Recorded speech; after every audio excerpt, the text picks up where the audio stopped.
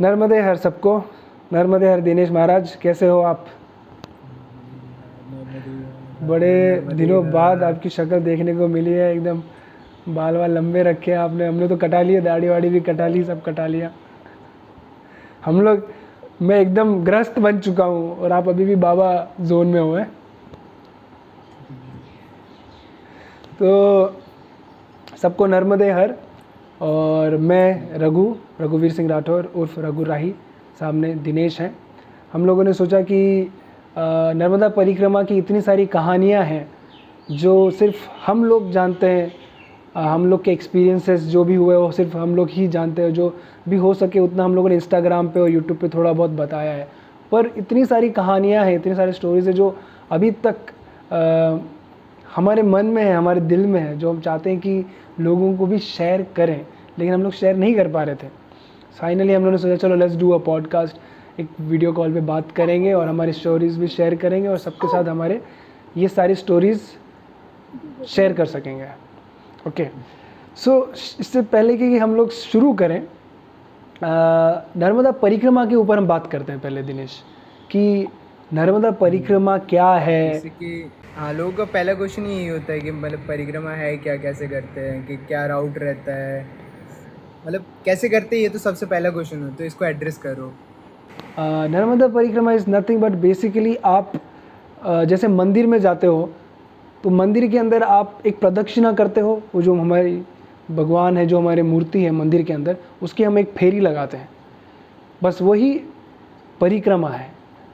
यहाँ हमें instead of doing it to a temple, हम एक नदी को जो मध्य प्रदेश से लेकर के गुजरात से होते हुए, महाराष्ट्र से होते हुए गुजरात में जाकर के एक समुद्र में विलीन हो जाती है, उस नदी की हम परिक्रमा लगा रहे हैं। विच इज़ नॉट 5 मिनट का काम बट रियली लॉन्ग परिक्रमा, ऑडियस लॉन्ग ऑडियस पाथ। लॉन्ग ऑडियस पाथ जो कि हमें पता नहीं था कि क्या क्या होगा। हमको तो बस इतना पता था कि नर्मदा परिक्रमा करेंगे कहीं अमरकंटक से शुरू करेंगे और घूम के वापस अमरकंटक आ जाएंगे, सिंपल पर हमको बाद में पता चला कि क्या है एक्चुअल में परिक्रमा। बट अगर हाँ सही शॉर्ट वर्ड्स में अगर बताया जाए तो दिस इज़ परिक्रमा। आप नर्मदा जी के किसी भी किनारे से नर्मदा जी का जल उठा करके परिक्रमा करना शुरू कर सकते हो, मतलब चलना शुरू कर सकते हो किनारे किनारे। फिर आप विमलेश्वर तक पैदल जाते हो। वहाँ से आप एक बोट लेते हो जो कि समुंदर से होते हुए आपको नर्मदा जी के नॉर्थ बैंक पे उतारता है। और फिर वहाँ से आप all the way back to Amarkantak, Amarkantak से वेरेवर जहाँ से भी आपने परिक्रमा उठाई थी वहाँ आप ख़त्म करते हो। तो परिक्रमा कहाँ कहाँ से शुरू कर सकते हैं? अमरकंटक से शुरू कर सकते हैं, ओमकारेश्वर से शुरू कर सकते हैं, या फिर किसी भी किनारे से शुरू करके वहीं ख़त्म करते हैं। बट यूजुअल क्वेश्चन रहता है कि मतलब कब शुरू करनी है, कहाँ से शुरू करनी है, मतलब मोस्ट लोग कहाँ से शुरू करते हैं। सबसे ये पहले भी तो लोगों के काफ़ी ज़्यादा क्वेश्चन कहाँ से होते हैं। शुरू करते हैं? सबसे पहले तो यही है कि नॉर्मली लोग अमरकंटक से शुरू करते हैं क्योंकि वहीं से नर्मदा जी का उद्गम स्थान है। तो लोग अमरकंटक से, जो माई की बगिया है और नर्मदा जी का जो मंदिर है वो कुंड है, नर्मदा जी का कुंड। तो कौन है भाई बगल में क्या चल रहा है? कौन बच्चा है क्या? नहीं मान रहा, पता नहीं क्या कर रहे हो इसको मैं कोई यार। बात नहीं, लेट इट बी, कोई बात नहीं, क्या कर सकते हैं, रहने दें, ठीक है। तो हाँ, एक तो अमरकंटक से लोग शुरू करते हैं, माई की बगिया से, या फिर जो नर्मदा जी का कुंड है वहाँ से। और कुछ लोग ओमकारेश्वर से भी शुरू कर सकते हैं, करते हैं। काफ़ी लोग एक्चुअली ओमकारेश्वर से शुरू करते हैं क्योंकि उसका एडवांटेज ये है कि जब हम लोग परिक्रमा समाप्त करते हैं, जैसे कि अगर हम लोगों ने अमरकंटक से उठाई और पूरा घूम करके हम लोग वापस अमरकंटक पहुँचे, तो वहाँ से हमें ओमकारेश्वर जाना पड़ता है क्योंकि जो जल हमने उठाया था वो हमें वहाँ के ज्योतिर्लिंग में ओमकारेश्वर में चढ़ाना पड़ता है। तो इसलिए बहुत सारे लोग ओमकारेश्वर से ही उठा करके ओमकारेश्वर में ही ख़त्म करते हैं और वहीं जल चढ़ा देते हैं ताकि उनको इतना ट्रैवल करना ना पड़े। उसके अलावा और कब? उसके अलावा आप कहीं से भी उठा सकते हो, ऐसा ज़रूरी नहीं आपको अमरकंटक या ओमकारेश्वर से उठाना है। आप मैया के किसी भी किनारे से उठा सकते हो। दैट इज़ लाइक आप बेसिकली मतलब कहीं से भी कब कर सकते हो। हाँ, मतलब टाइम कौन सा होना चाहिए, कब कौन से सीजन में स्टार्ट करना चाहिए, मतलब प्रिफरेबली कौन से टाइम में स्टार्ट करना चाहिए? सी वैसे तो हम लोगों ने जब शुरू किया था, मतलब मैंने, दिनेश ने और हर्ष ने, तब तो हम लोगों ने पता नहीं था कि कब करना होता है। हमको इतना पता था कि बरसात जब ख़त्म हो जाएगी 1-2 महीने बाद में हम लोग शुरू कर देंगे, ताकि जो नदी के का बहाव जो होगा, उसमें जो पानी होगा वो थोड़ा कम हो जाएगा। इसलिए हम लोगों ने 1 नवंबर को शुरू किया था, ठीक है। लेकिन बाद में वहाँ जाने के बाद हमें पता चला कि नर्मदा परिक्रमा जो है नॉर्मली देव उठनी एकादशी के बाद शुरू की जाती है। जो दिवाली के बाद देव उठनी एकादशी आती है, आप उस दिन या फिर उसके बाद नर्मदा परिक्रमा शुरू कर सकते हो। तो इस बार 2024 में देव उठनी एकादशी जो है वो 12 नवंबर को है। सो ये जो नर्मदा परिक्रमा है, अगर आपको करनी है इस साल, तो 12 नवंबर या 12 नवंबर के बाद शुरू कर सकते हो, ठीक है। हाँ, और लोगों के मतलब ये भी क्वेश्चंस तो रहते ही हैं कि मतलब रहेंगे कहाँ, खाएंगे क्या, मनी कैरी करना है कि नहीं, ये सब तो मतलब नॉर्मल जो एकोमोडेशन के रिलेटेड क्वेश्चंस रहते हैं, उन पे कुछ बता दीजिए।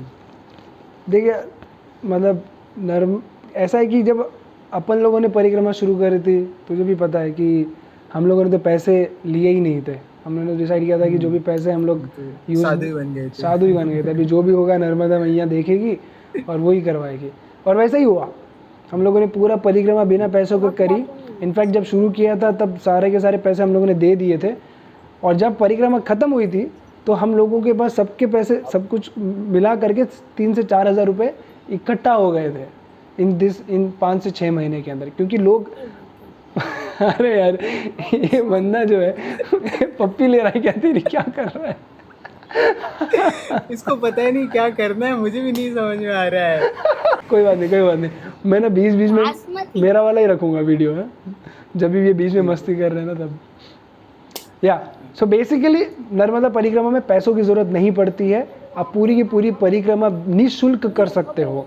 लेकिन फिर भी अगर आपको लगता है कि थोड़े बहुत पैसे होने चाहिए, तो आप 3 से 4 हज़ार रुपये जेब में रख सकते हो, क्योंकि आप जब परिक्रमा उठाओगे तो जब पूजा पाठ करोगे तो उन पंडित जी को थोड़ा बहुत सामग्री के लिए और दान दक्षिणा के लिए पैसे लगेंगे।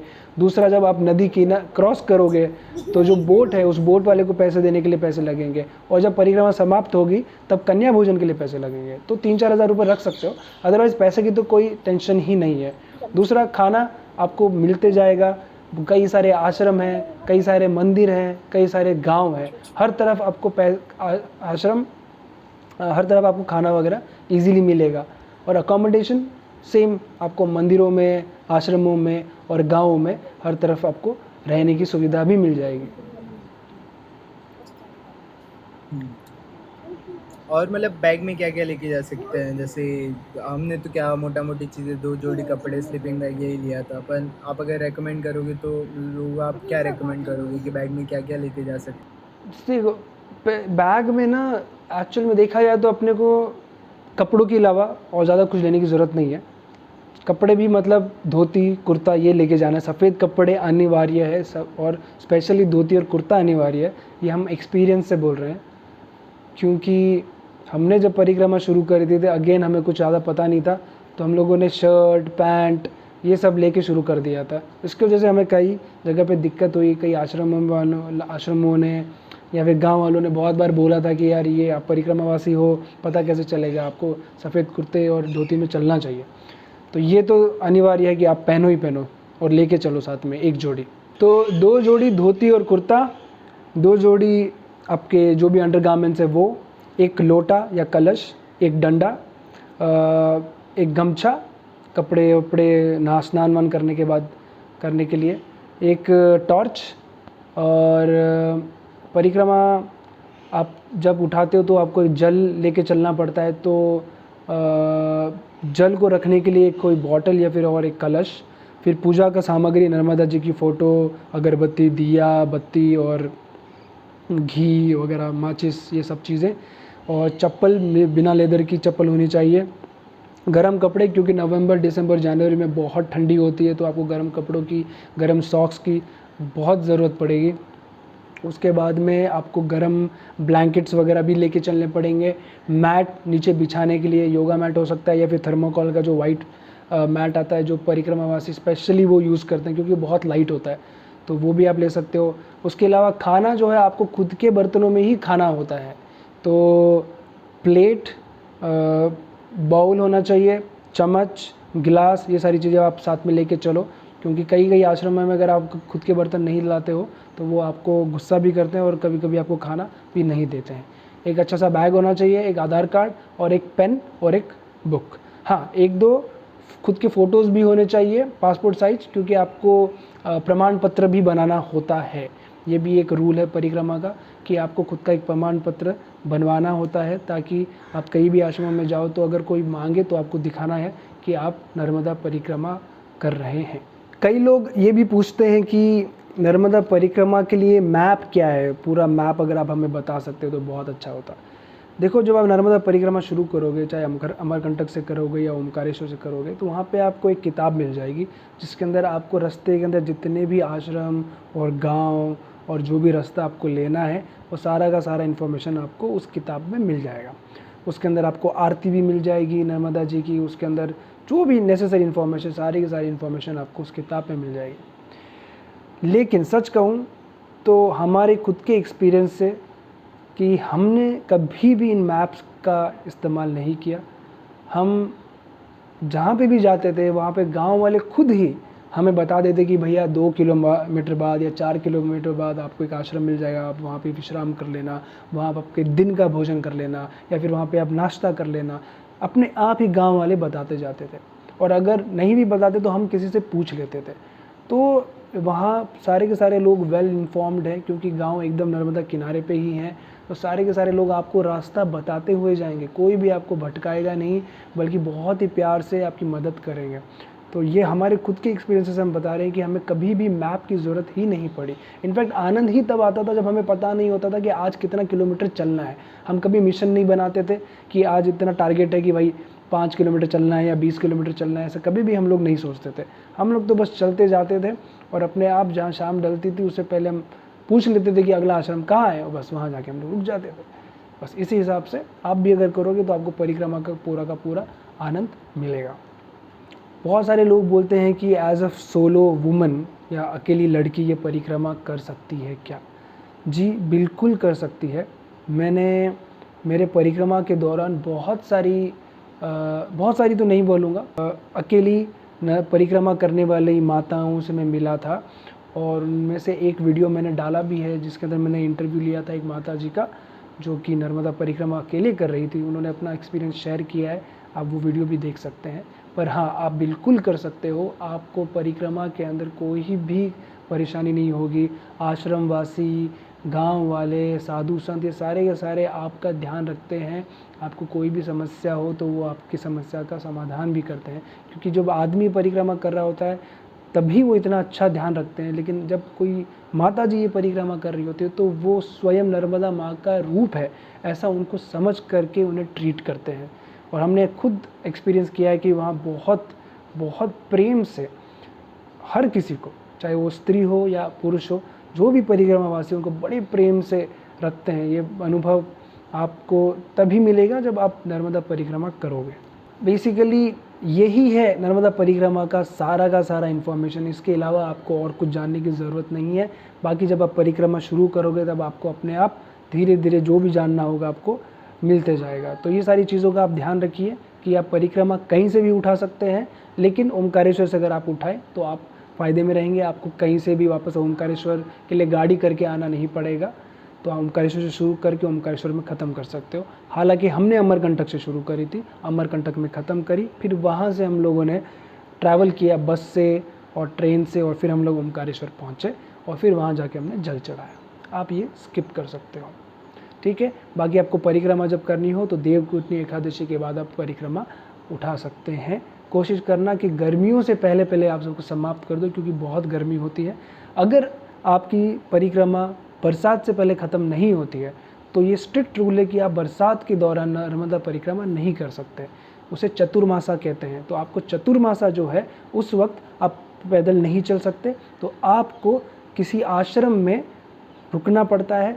4 महीने जब तक बरसात नहीं रुकती तब तक आप उसको आश्रम में ही रुकोगे, या फिर आप जिस भी तट पे हो, साउथ या नॉर्थ, उस हिसाब से आप किसी और दूसरी जगह पे जा सकते हो। आप ऑब्वियसली नर्मदा जी की धारा को एक बार भी क्रॉस नहीं कर सकते। अगर आपने क्रॉस कर दिया, इसका मतलब ये है कि आपकी नर्मदा परिक्रमा जो है वो खंडित हो गई है। ठीक है, तो आप कोशिश करो कि ये सारे के सारे जो रूल्स हैं उन रूल्स का आप अच्छे से पालन करो और आप अच्छे से नर्मदा परिक्रमा का आनंद लो। बस यही मेरी आपके लिए प्रार्थना है, और आपको बेस्ट ऑफ लक आपकी परिक्रमा के लिए। नर्मदे हर।